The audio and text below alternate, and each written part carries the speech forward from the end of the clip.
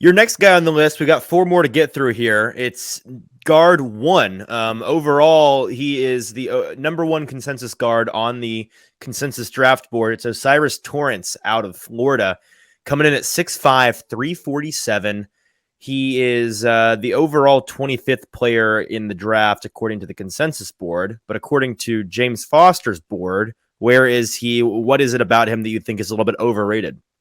I have O'Cyrus Torrence as my 82nd overall player, guard 4 for me, and he's probably wow. Okay, yeah, it's a really weak guard class, and keep in mind with that. So I have Cody Mach as a guard, and I have Peter Skoronsky as a guard. So those are two guys that might be fair. Yeah, it gets weird, the tackle guard distinction on here for sure. Yeah. But, he's someone that he was a transfer from Louisiana Lafayette, I think. And, really, really good at that level. And then came into Florida. And if you look at like his PFF grades, like when I was about to go into his film, first thing I do is pull up their PFF profile to see, where they played snaps and stuff. And I'm looking and it's like, 88.0 overall grade, 89.9 run blocking grade. I'm like, okay, this guy's going to be a mauler and, a beast. And the film just like wasn't good. I really, this is probably, next guy on the list here is, he's probably the most egregious, like overgraded player that I've ever seen for PFF. I watched games where there was not a single positive impact run blocking rep, and he would have like an 85. So James, what are people seeing? Like, what is it that's fooling them? So he's kind of like, he had a dominant game against like USF. I know. I don't know if people are, I think this could be some lag from the evaluation from last year. I didn't watch him at Louisiana Lafayette, so I don't know what that film looked like. I'm sure I'll get into it at some point, but it could be that like last year's film was super impressive and everybody's a big fan of that. But he's huge. He is a rock in pass protection. Really no point in even trying a bull rush on O'Cyrus Torrence. And I think he has pretty good foot quickness and balance for someone of his size.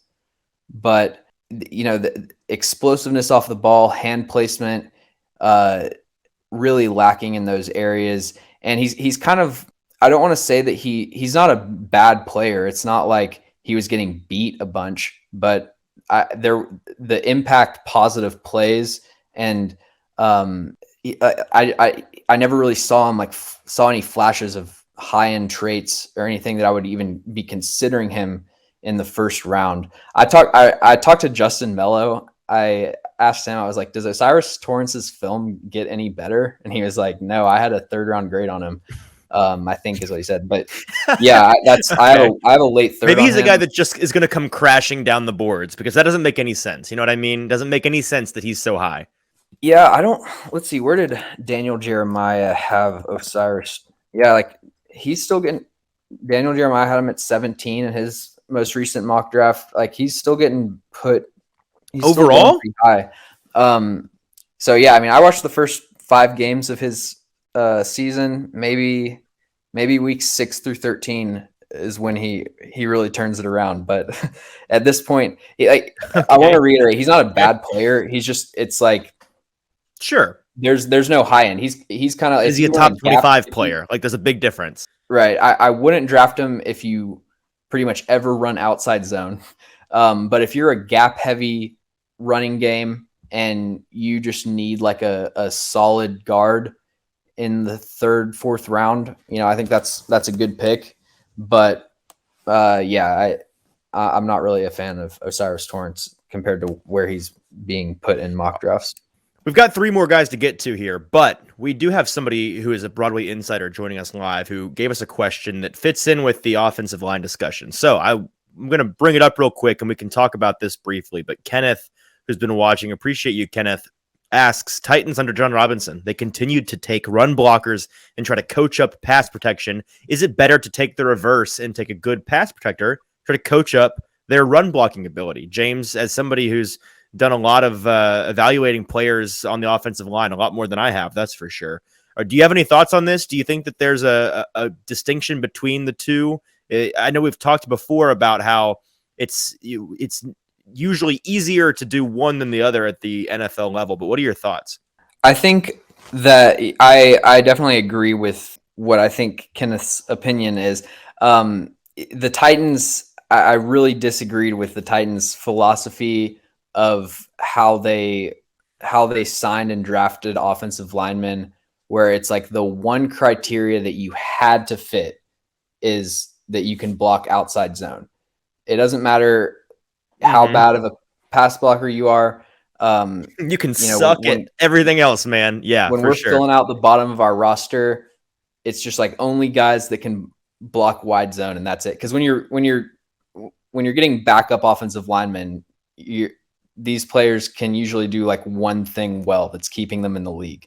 So like Aaron Brewer, so yeah, I definitely, obviously you have to draft players to fit your scheme, but I think, pass blocking is just more important than run blocking because passing is a more efficient way to move the football than running the ball. So I think that pass protection should always be the priority, but I do think that run blocking, I'm trying to think of how to, so, if there's traits and then there's technique. I think that if a player has technique issues, really in either phase of the game, that's stuff that you can coach up, but I wouldn't draft a player that I didn't think had the traits to develop into a good pass blocker.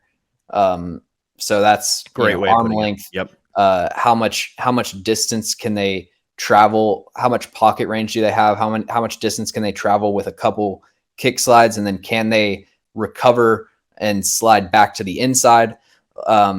So mirror ability, recoverability, and length. Those are the kind of the two main traits that I look for in pass protection. And I definitely agree that should be, hopefully the Titans prioritize that more and prioritize it over run blocking.